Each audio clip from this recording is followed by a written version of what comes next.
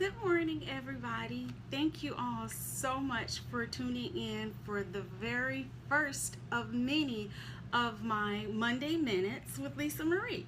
This is all about publishing from a publisher. So what I'm going to be doing with you guys is every Monday, 9 a.m. Pacific time, I am going to share with you all some insights on publishing from a publisher.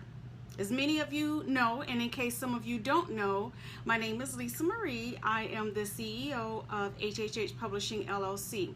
I have a publishing I have a hybrid publishing company. Good morning, Cedric. Thank you for joining me. And every Monday, I will just be discussing with you a lot of different things in regards to publishing. If you guys have any specific questions that you would like for me to answer and cover, please inbox them to me or email them to me at info@lisamarieinspires.com. I will be more than happy to answer your questions on air during one of my Monday Minute segments. I am a firm believer of sharing information and not hoarding information, so that's why I am here for you guys today. So let's go ahead and get started. Like I stated in the title, I'm going to talk briefly about self-publishing. I know a lot of people have questions about self-publishing. Should I self-publish? Should I get a publisher? What type of publishers are there out there for me to work with? Anyway, so you have lots of questions. And again, I will do another segment on the different types of publishers.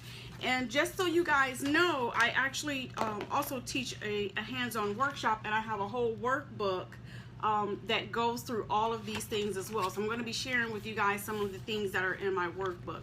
So the question, self-publishing, the main thing that everyone always asks is, should I self-publish? Should I get an editor?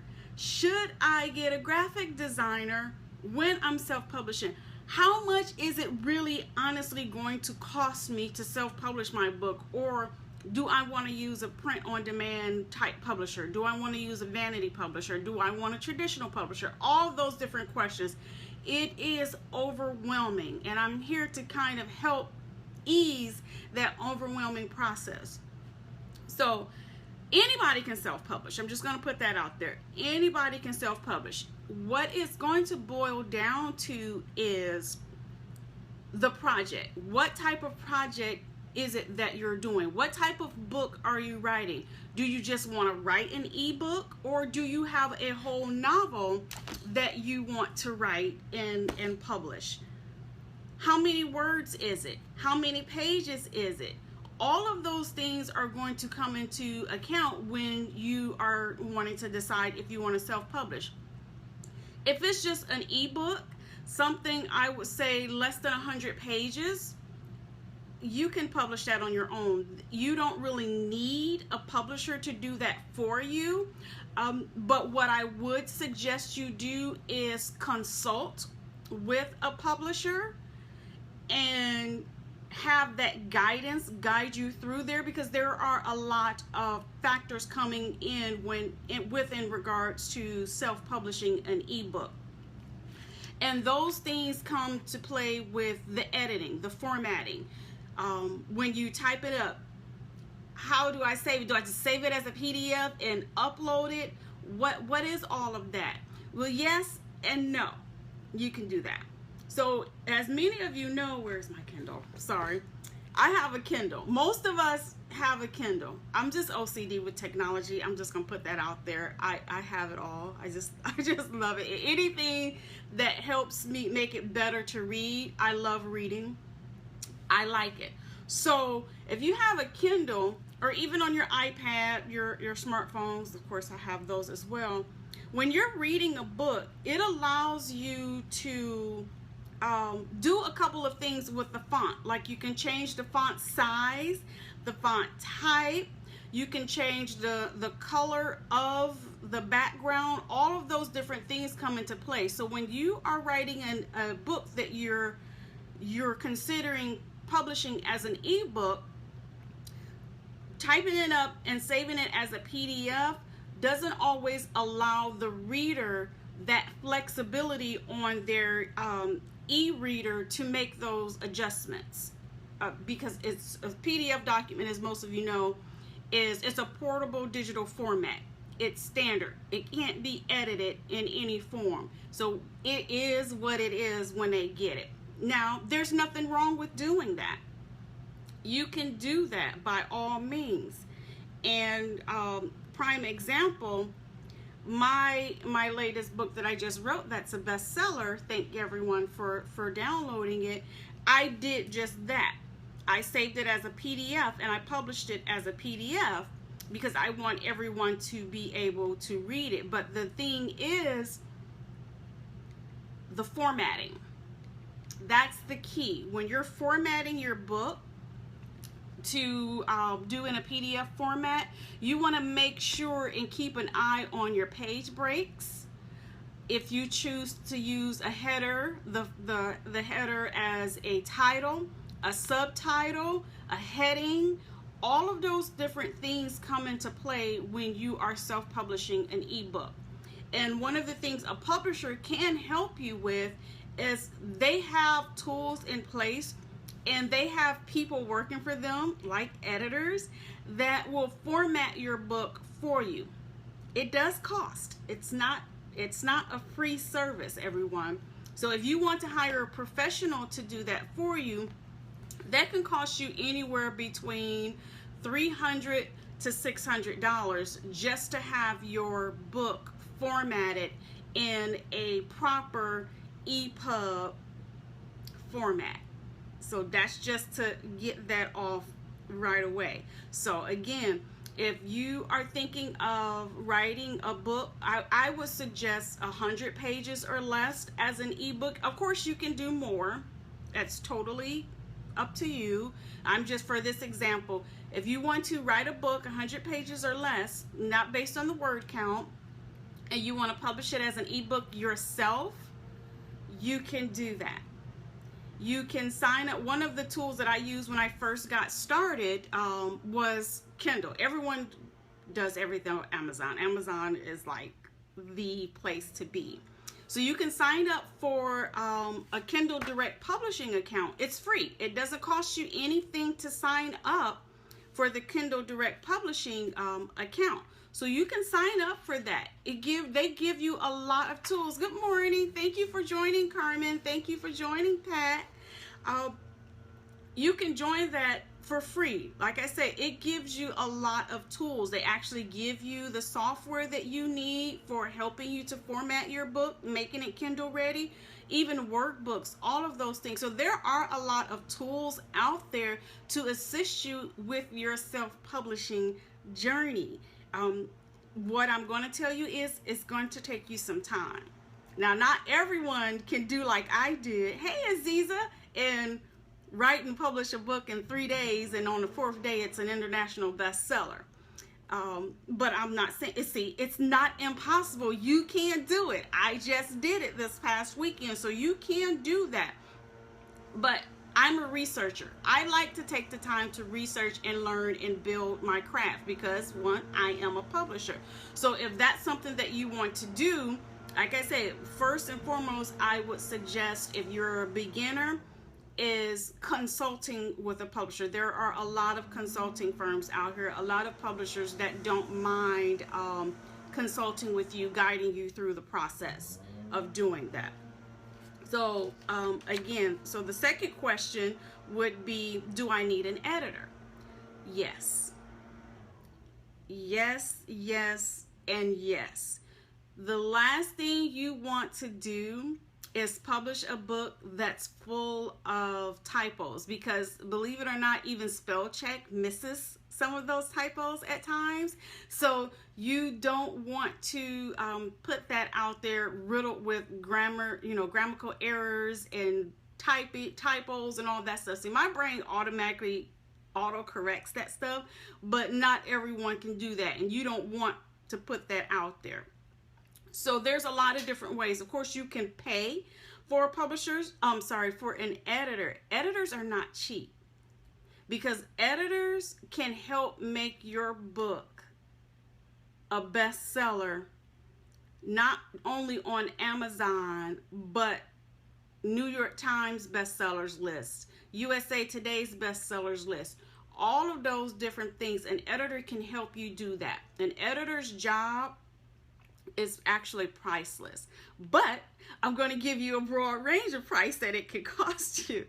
So you can get an editor anywhere from, on the low end, I would say about, what do I have? Because like I say, I have it in my workbook. So from on the low end, you can have an editor, if your book is 250 words, anywhere from $2,000 all the way up to $18,000.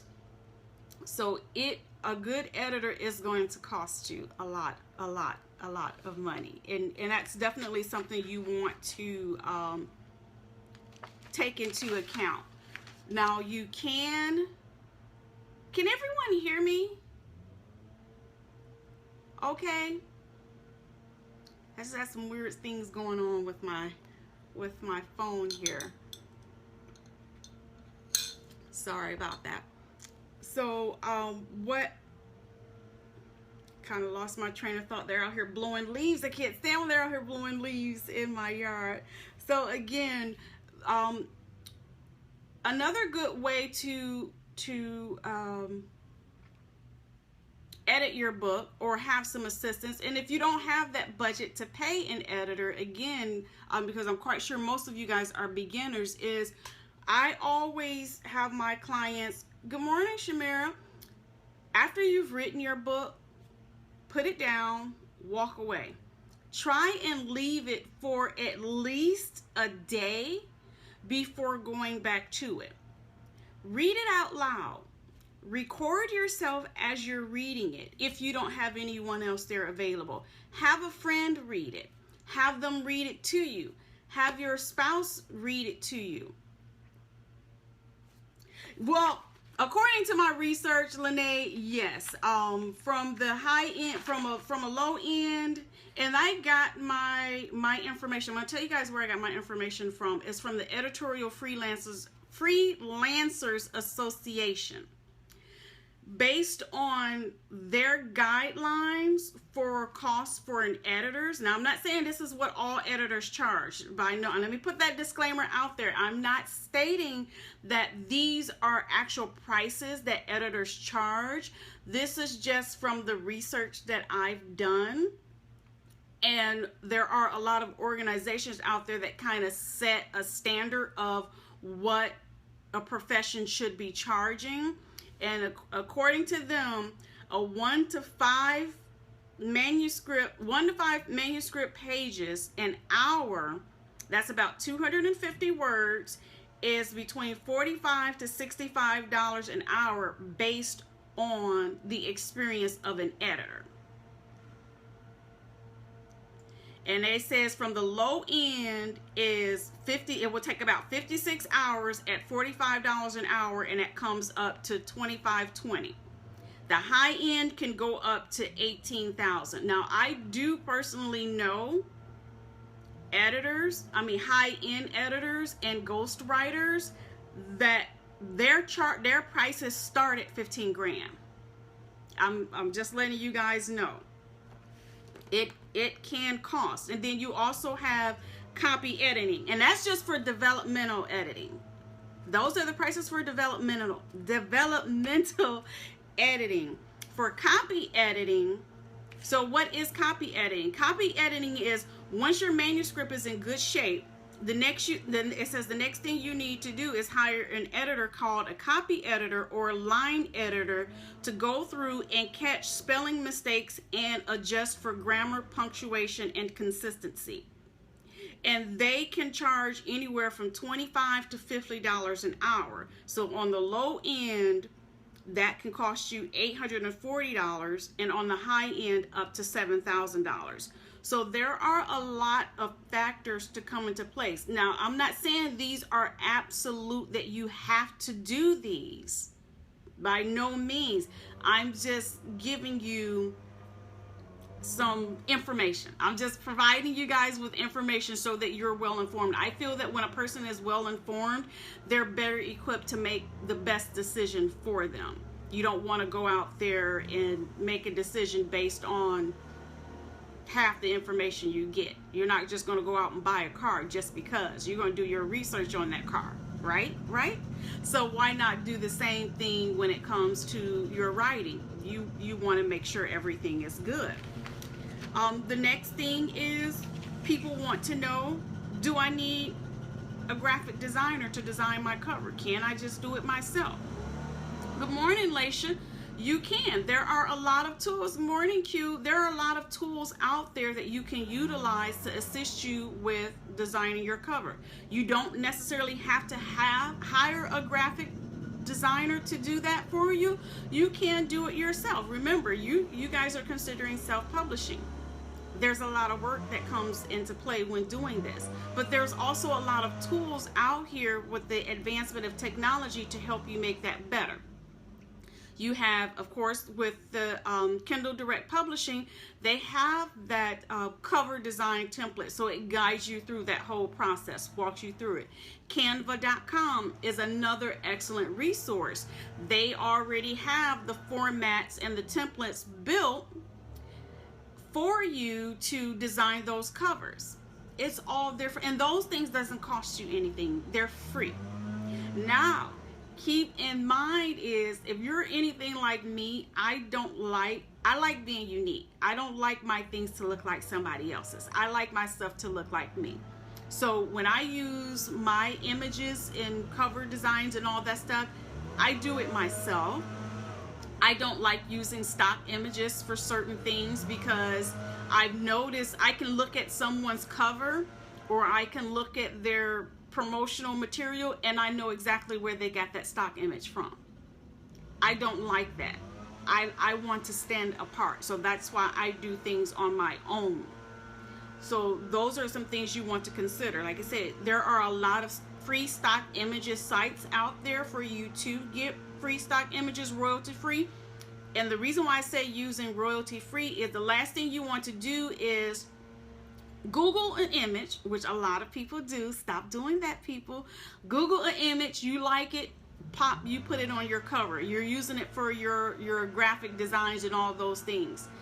Let's just say your book just takes off and you become a New York Times best-selling author. You're getting all of this media coverage and promotion about your book, but you Google that image and you put that image on the cover of your book.